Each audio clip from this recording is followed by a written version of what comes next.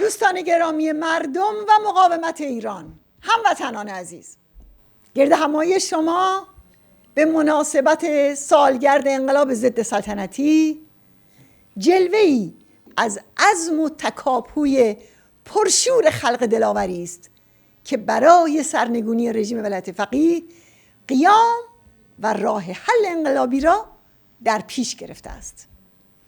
اگر انقلاب به پا خواستن و فداکاری است، اگر انقلاب بر هم زدن اساس وضع موجود است و اگر انقلاب بستن هر راهی به سوی ارتجاع و انحراف و استبداد و وابستگی به معنی ضد استقلال است، پس شما و مردمتان کلید فتح آزادی را به دست آورده اید.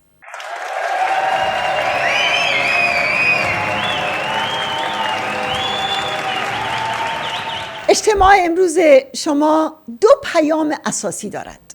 هم بازتاب صدای مردم ایران است که میگوید قیام انقلاب تا سرنگونی ادامه دارد، هم ابراز آمادگی ایرانیان دور از وطن است. شما آمده اید بگویید برای حمایت از قیام و برای بستن تمام راه‌ها به روی رژیم ارتجاعی و ضد بشری با همه وجود و عشق و عواطفتان حاضرید. به همه شما درود.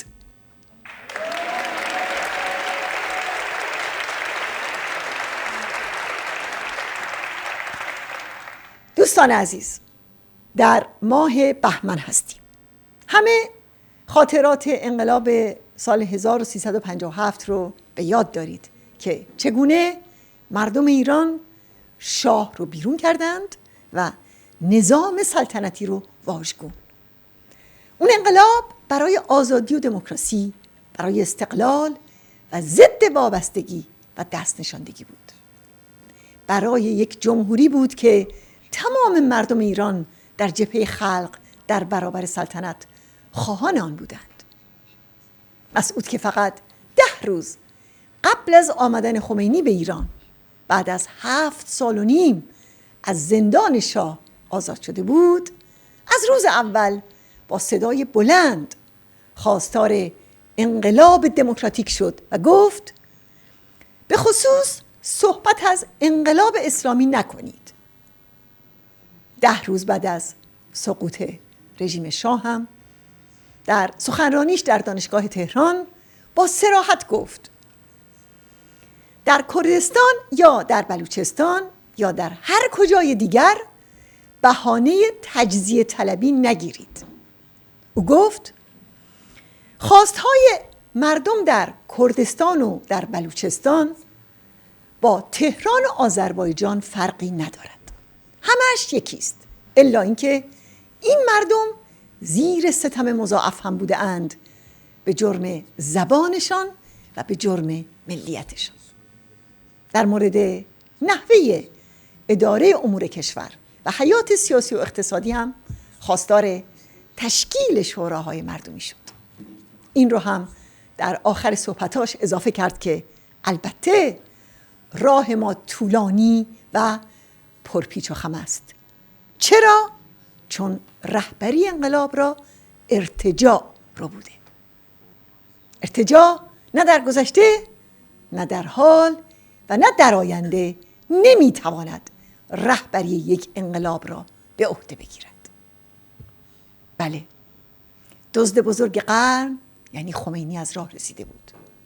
در اوج بود و در منتهای محبوبیت اجتماعی و مذهبی که این کار رو برای ما به طور مضاعف سخت و بغرنج میکرد.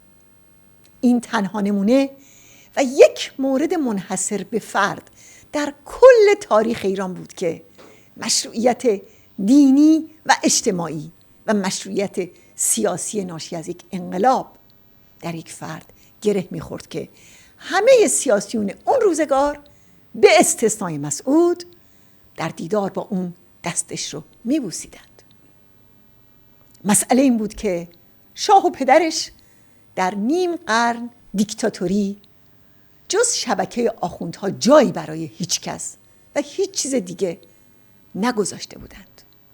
کار به اونجا رسید که شاه یک روز احزاب دستساز خودش رو هم منحل کرد و گفت حزب فقط رستاخیز. به غیر از این هر کس میخواهد یا از ایران برود یا زندان. بله، اینطور بود که خمینی که مردم براش فرش خون گسترده بودند، دیکتاتوری انحصاری مذهبی رو با مصالح بر جای مانده از دیکتاتوری سلطنتی بنا کرد.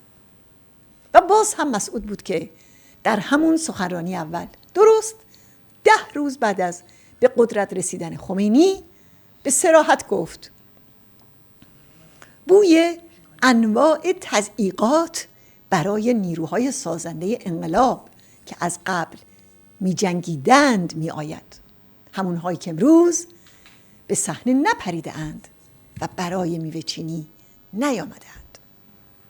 و بعد با تمثیلی از قرآن به طعنه و به رساترین صورت گفت که نیروهای سازنده انقلاب نه تنها به این رهبری یعنی خمینی نزدیک نیستند، بلکه دور هستند، خیلی دور. اون روز این موضع‌گیری ها به لحاظ اجتماعی، سیاسی و مذهبی مطلقاً خوشایند نبود و برای مجاهدین فقط انزوا، فشار و محدودیت به همراه داشت. کمان که مجاهدین با تحریم رفراندوم ولایت فقیه چماق‌ها و گلوله ها رو به جان خریدند. همه اینها لازمه حفظ شرافت و قیام به وظیفه و یک مسئولیت تاریخی بود. و الا امروز آلترناتیو دموکراتیک و شایسته‌ای در کار نبود. کار دیگری که برای خمینی و آخوندها در همون اولین ماه حکومتشون خیلی گزنده بود این بود که مسعود گفت خواهرانمون که خودشون روسری داشتن به حفاظت و حمایت از زنان بی‌حجاب برن، که عکساش در همون زمان منتشر شد.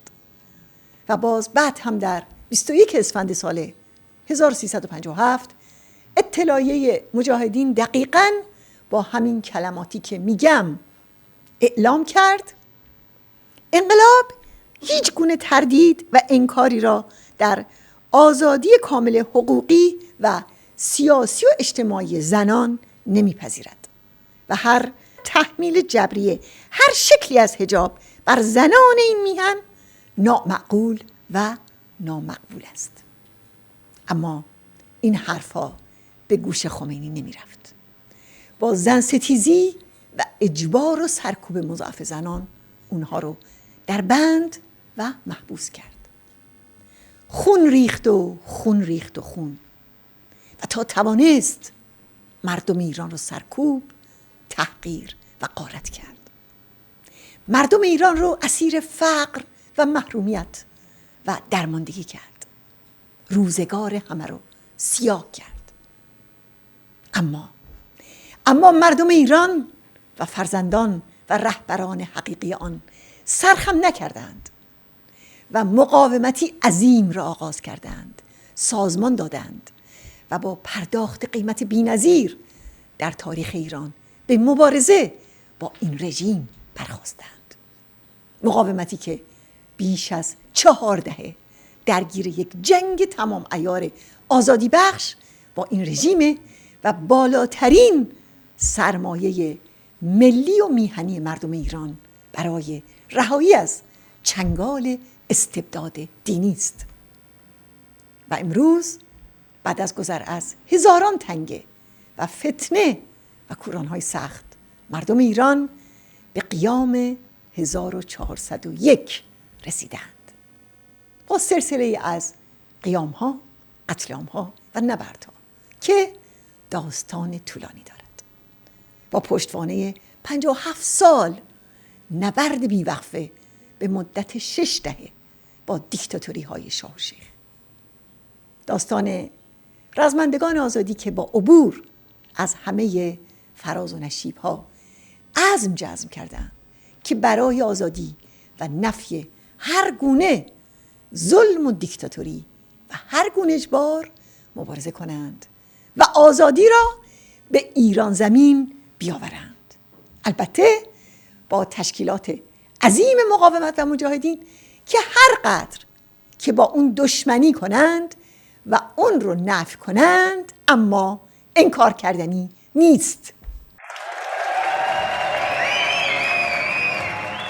حالا طلیعه آزادی در ایران زمین سرخ فام از خون 120,000 زن و مرد شجاع رو همه جهان به چشم میبینن. ابعاد جنایت و سرکوب، از طرف دیگه شهامت، شجاعت، دلاوری و پرداخت قیمت از طرف شورشگران و قیام کنندگان رو همه میبینند. پس شایسته است که دنیا در همبستگی با قیام و قیام آفرینان در کنار ایران و مردم ایران بایستد.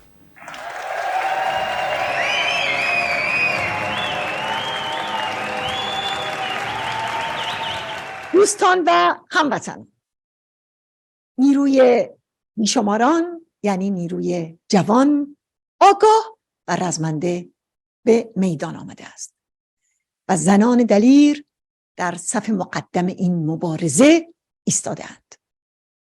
در اینجا چند نکته مهم و قابل توجه وجود دارد. اول اینکه کشتارها و دستگیری‌های گسترده نتوانسته مردم و به ویژه شورشگران رو مرعوب و خاموش کنه. مقاومت ایران اعلام کرد که در جریان این قیام 30,000 نفر دستگیر شدند. بعداً رسانه‌های رژیم شمار دستگیر شدگان رو 29,000 نفر اعلام کرد و اخیراً سپاه خامنه‌ای رسما اعتراف کرد که فقط در تهران حدود 10,000 نفر رو دستگیر کرده.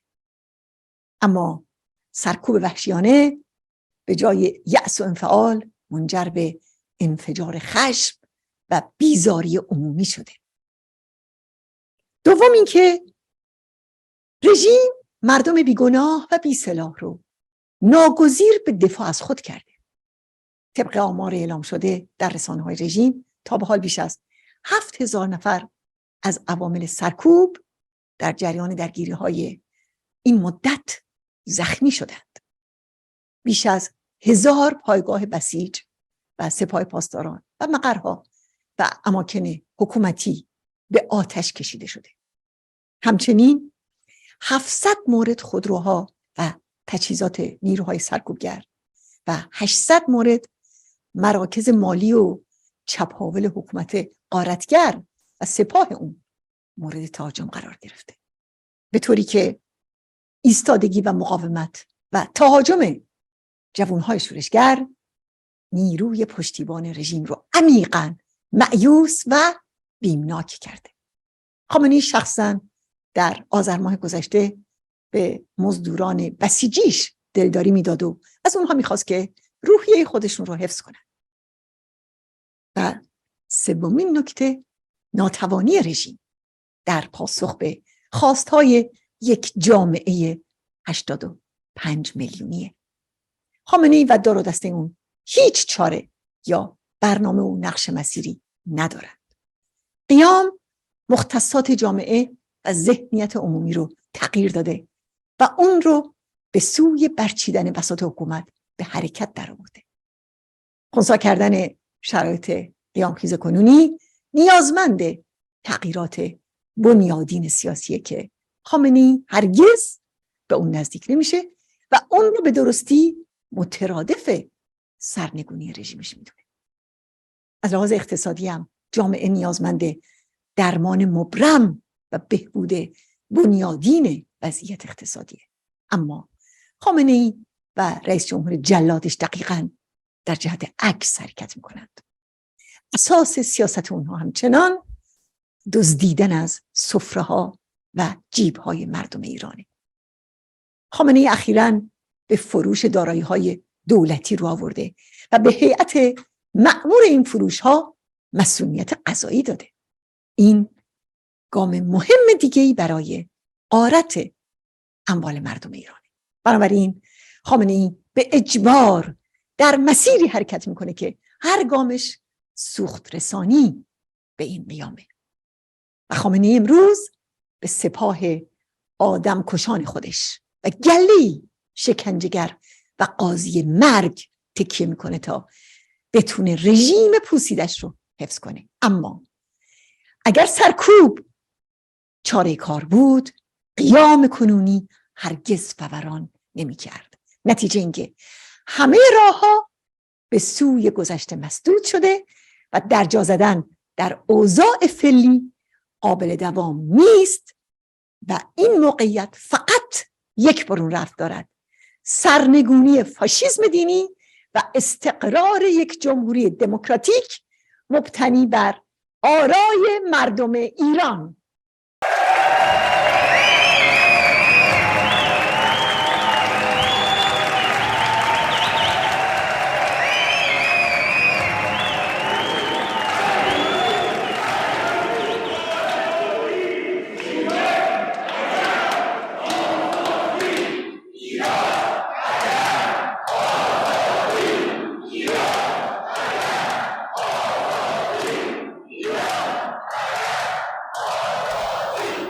هموطنان عزیز، دوستان گرامی، رژیم آخوندی در برابر طوفان قیام و انقلاب علاوه بر دستگیری و کشتار به انواع حیله‌ها و فریب‌ها رو میاره تا برای خودش زمان و عمر اضافه بخره. تحولات این قیام نشون داد که چگونه خامنه‌ای از بقایای دیکتاتوری سابق چه پنهان و چه آشکار استفاده میکنه. فاکت‌های غیر قابل انکار نشون داده که سرنخ این خیمه شب‌بازی‌ها در دست وزارت بدنام یا سپاه پاسداران و کارکرد عملی اون بر ضد قیام و سرنگونی.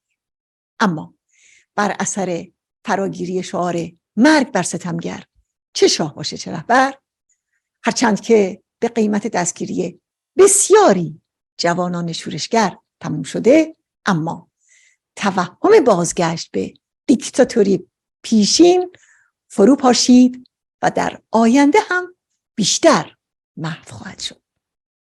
اثبات شد که مرزبندی نشان شیخ از 4 دهه پیش خط قرمز شورای ملی مقاومت و مجاهدین بوده، اصالت داره و انقلاب دموکراتیک برآمد نفی شاه و شیخ و ادامه و تکامل تاریخی راهبرد مصدقی موازنه منفیه. بله، باز به همون نتیجه میرسیم که مهمترین و بزرگترین درس قیام اینه که پاسخ مسئله ایران سرنگونی فاشیسم دینی و استقرار یک جمهوری دموکراتیک مبتنی بر آرای مردم ایران است.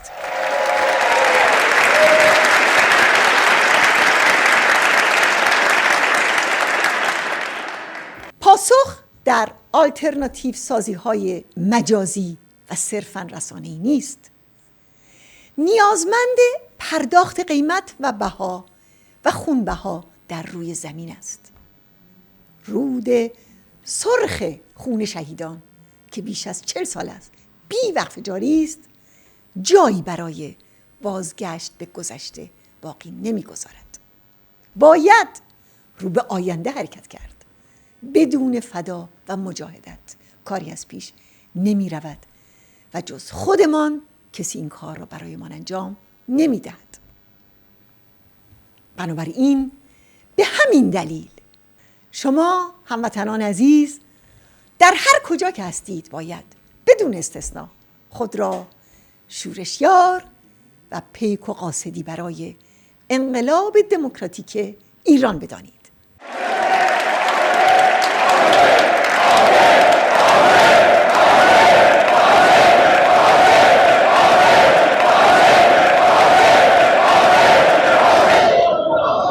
درود. دیگه تحریم‌های سمبولیک یا بی اثر و کم اثر کافی نیست. خامنه‌ای و رئیسی و روحانی و ظریف و همه اونهایی که دست در خون فرزندان ایران دارند باید مورد محاکمه بین المللی قرار بگیرند و حساب یکایک خونهای به ناحق ریخته در این 44 سال از جمله جانباختگان حمله موشکی به هواپیمای اوکراینی رو باید پس بدهند. حسابرسی اصلی البته در دادگاه‌های مردم در ایران آزاد فرداست.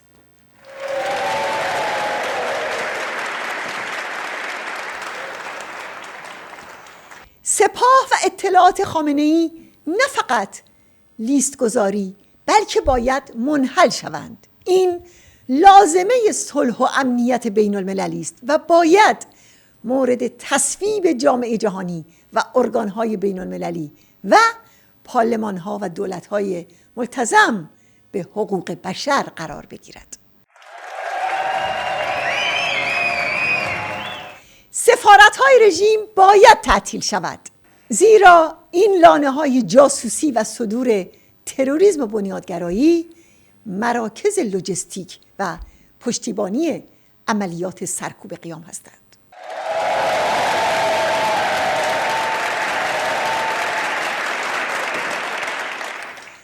پاسپورت‌های مزدوران مثل همان حکم دادگاه بلژیک درباره بمبگذاران باید باطل و کلیه عوامل و کاربران سپاه و اطلاعات و نیروی قدس آخوندها باید اخراج شوند.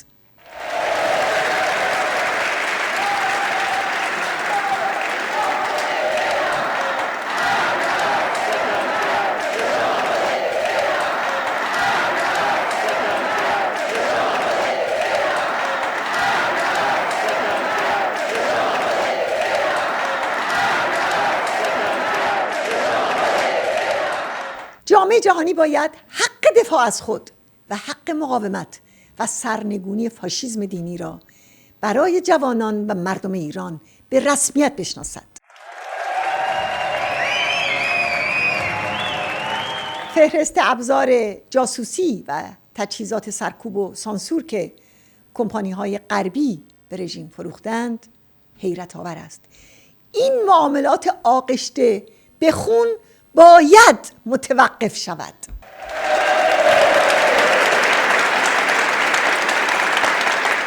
دوستان عزیز و ایرانیان آزاده، 4 دهه است که یک نبرد شگفت‌انگیز و پرامید برای احقاق اساسی ترین حقوق مردم ایران در جریان است.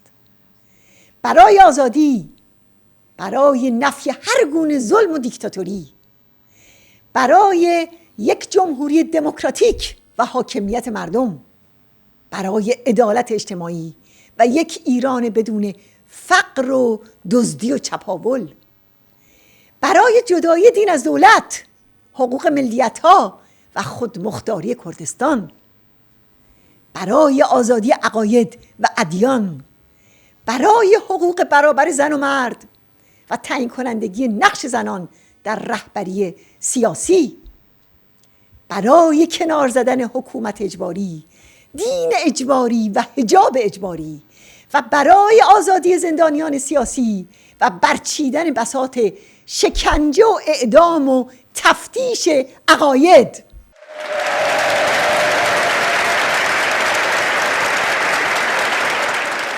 آری، آنچه در خیابان‌های ایران جاری است امتداد یک نبرد 40 ساله است، با همان شعارها و ایده ها و آرزوها، با پیشتازی زنان و دختران شورشی و شجاع و جوانان شورشگر و کانونهای شورشی که به سمت سرنگونی و به سمت یک ایران آزاد به پیش می رود. و آری، همه به پیش می رویم.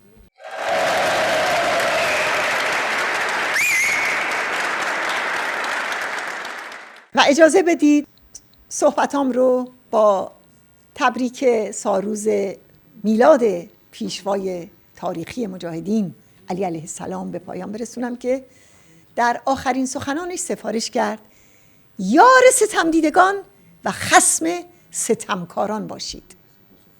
باشد که قیام و انقلاب ما در پایان دادن به شب تاریک ستم و سرکوب و در نجات و آزادی سرکوب شدگان و ستم دیدگان هرچه زودتر به پیروزی دست یابد. سلام بر مردم ایران، سلام بر آزادی، پیروز باد انقلاب دموکراتیک مردم ایران.